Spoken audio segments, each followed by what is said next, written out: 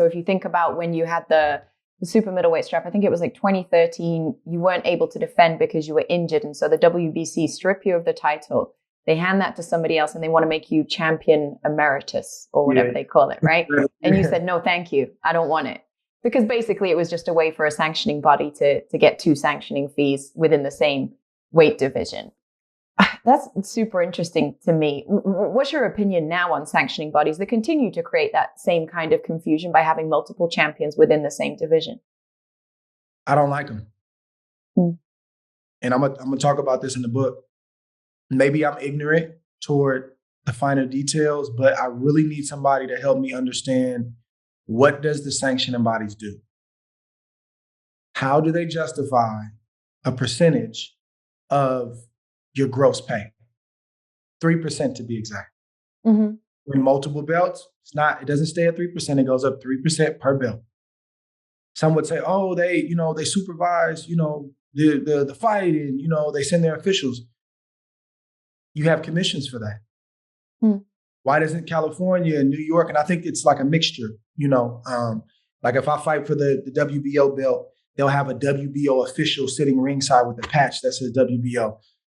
No disrespect, but we don't need that. If that's going to cost me 3%, I don't need that official presiding over the event. We have a whole commission. That's their job.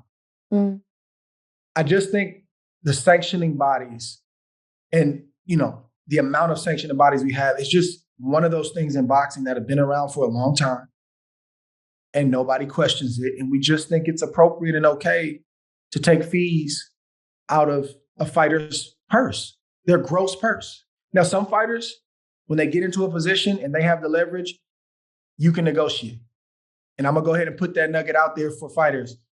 You can negotiate. Like, everybody's not paying, Floyd Mayweather's not paying 3% of what he fought Manny Pacquiao for, I guarantee you. Manny Pacquiao's not paying 3%.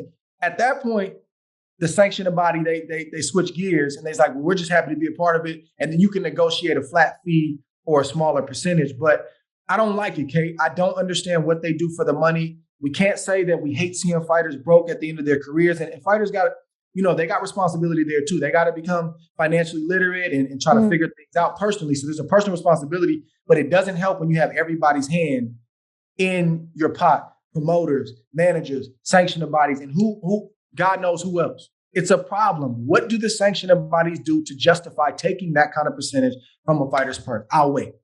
So have you ever thought about a counter proposal, something that you do think would be a legitimate and fair? Because fighters want to fight for straps, right?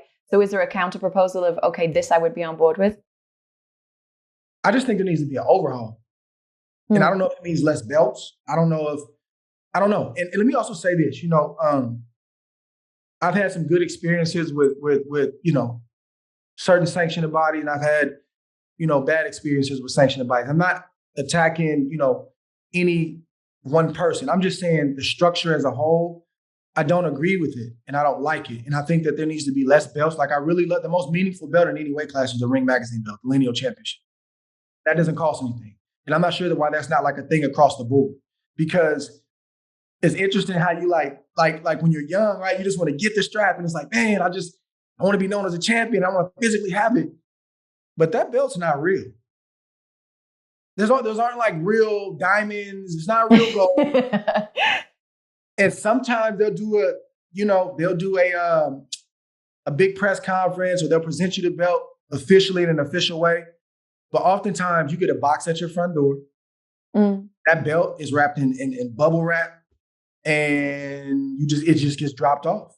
And I got all them belts in my office right there, and they're collecting dust right now. Wait, they're not displayed? Oh yeah, they're in my office. Oh, okay. They're displayed. So I'm on television, I'm on ESPN, so I can show them. But they're collecting. That's the reality. They're collecting dust.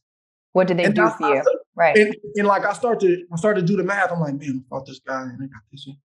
I get sick. On how much those belts cost you financially? I get sick. I get sick. Like. Yeah, that's real.